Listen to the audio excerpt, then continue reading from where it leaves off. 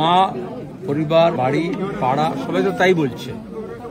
পুলিশের প্রশ্রয়ই এই মনুন্দি গ্রামে এবং এরকম বাংলার অসংখ্য গ্রামে শহরে তৃণমূলী, গুন্ডা, বদমাইশ, শয়তান, জানোয়ার যাই নাম দেওয়া হোক, মায়ের ভাষা নিয়ে আমি বলছি, তারা এরকম মুক্তাঞ্চল তৈরি করেছে।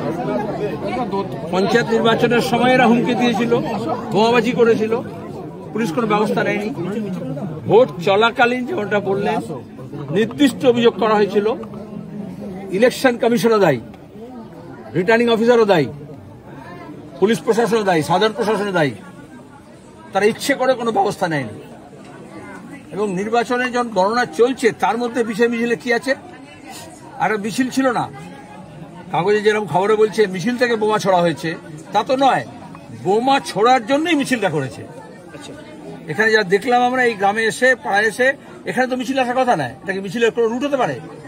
অপদার্থ পুলিশ, এখন এত এত পুলিশ আছে, আমরা সভা করবো, কত পুলিশ আছে, তাহলে ওখানে পুলিশ কি করছিল? জানে এটা আগে থেকে কমপ্লেন আছে, তাহলে ভোটের আগের দিনই তো এদেরকে ধরে নেওয়ার কথা। এবং গোটা গ্রাম থেকে অবৈধ অস্ত্র, যা স্টক পাইল, বোমা আছে, সেগুলো সব উদ্ধার করার কথা। গোটা রাজ্য জুড়ে কত শিশু এরকম বোমা আঘাতে মারা গেছে, অ্যাক্সিডেন্টালি মারা গেছে, বোমা ছুঁড়ে মারা গেছে, এবং এই অস্ত্র ব্যবহার করা হয়।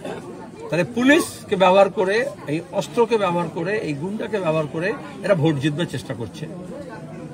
তাহলে পুলিশ, তৃণমূলের গুন্ডা, খুনি আর বোমা, অস্ত্র, এগুলো সব এক লাইনে দাঁড়িয়ে গেছে, কেউ আলাদা নয়। এই জন্য আমরা বাড়ি থেকে এফআইআর করা হয়েছে। আমরা প্রথম দিন থানায় গিয়েছিল, মীনাক্ষীরা গিয়েছিল, তারা বলা হয়েছে, আমরা বলেছি অপরাধীকে শাস্তি দিতে হবে এবং উদাহরণস্বরূপ শাস্তি দিতে হবে। সব অপরাধীকে গ্রেপ্তার করতে হবে, একটা দুটো করে ধরা পড়ছে।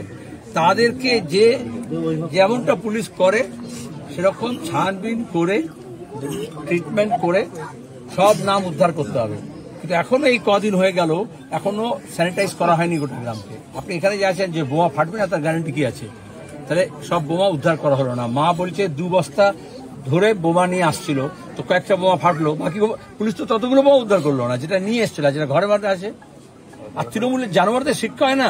কত তৃণমূলের নেতা মারা গেছে, কর্মী মারা গেছে বোমা বাঁধতে গিয়ে আর বোমা স্টকে রাখতে গিয়ে নিজের বাড়িতে। আমরা চাই সব অস্ত্র উদ্ধার হোক, সব অপরাধী ধরা পড়ুক, তাদের উদাহরণস্বরূপ শাস্তি হোক, এবং এই গোটা এলাকাটাকে স্যানিটাইজ করা হোক, যাতে অবৈধ অস্ত্র এবং অবৈধ বোমা কেউ যাতে রাখার সাহস না। এই পুলিশের তদন্তের উপর আশ্বাস আছে? এখন তো পুলিশ ধরছে, পুলিশের মানুষের আস্থা রাখতে হয়, কোনো পুলিশ নয়। এ পুলিশ, ও পুলিশ, এ রাজ্যের, ও রাজ্যের, রাজ্যের, কেন্দ্রের পুলিশ। পুলিশ আমি জাত ধরেই বলতে পারি, পুলিশের জাতটাই এরকম দলদাস হয়ে যায়। আজকে তৃণমূলের বুথ সভাপতি গ্রেপ্তার হয়েছে, এই যে যার নামে অভিযোগ করছেন তার অঞ্চল সভাপতি, ব্লক সভাপতি, জেলা সভাপতি, গোটা দেশের সভাপতি, রাজ্যের সভাপতি কম আছে? ওদের তৃণমূল এরকম পদ অনেককে দিয়ে দেয়, আর তারা তো সব একটা বিপদ তৈরি করে। ল কলেজে দেখলে না দক্ষিণ কলকাতায় কে ধর্ষণ কে করলো? যাকে অভিষেক মমতার দায়িত্ব দিয়েছে ওই কলেজ পরিচালনা করার, সে ছাত্রনেতাও, সে আধিকারিকও, সে কর্মচারীও, সে আইনজীবীও, সে আবার পরিচালক মন্ডলীও। এইভাবেই ক্ষমতা কেন্দ্রীভূত করেছে বলেই পিসি ভাইপো এরকম অসংখ্য গাওয়াল শেখ জন্মাচ্ছে পাড়ায় পাড়ায়, আর তাদেরকে মস্তান বানানো হচ্ছে। একদিকে ওবিসি খতম করে দিচ্ছে, আর এরা সব ওবিসি নষ্ট শেখ, তাদেরকে ক্রিমিনাল বানানো হচ্ছে, স্কুল কলেজগুলো বন্ধ করে দেওয়া হচ্ছে।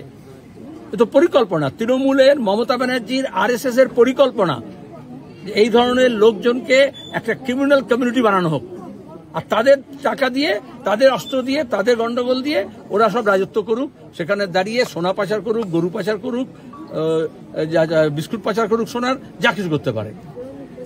এটা একটা শুধু বোমা নয়, তদন্ত এই জন্য ঠিক মতো করা দরকার আছে।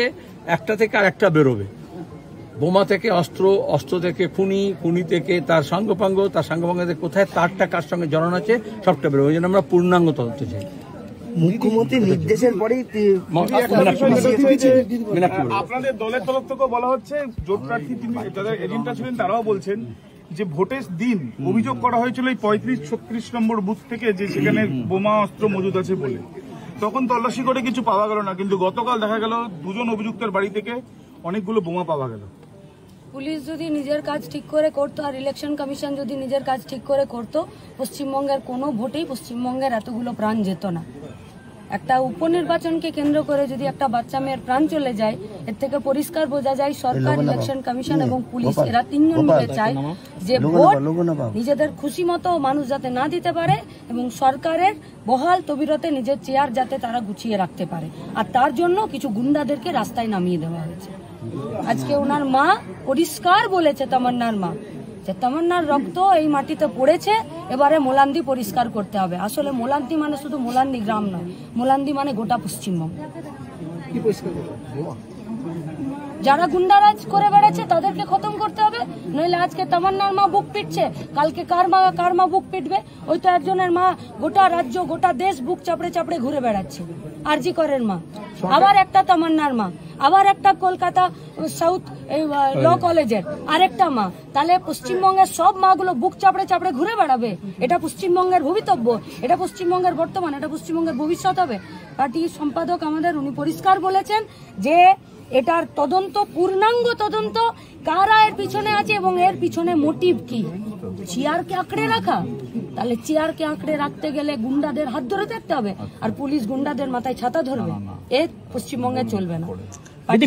পরিষ্কার বলেছে কারো উপরে ভরসা নেই, চলো বাকিটা জনসভা হবে।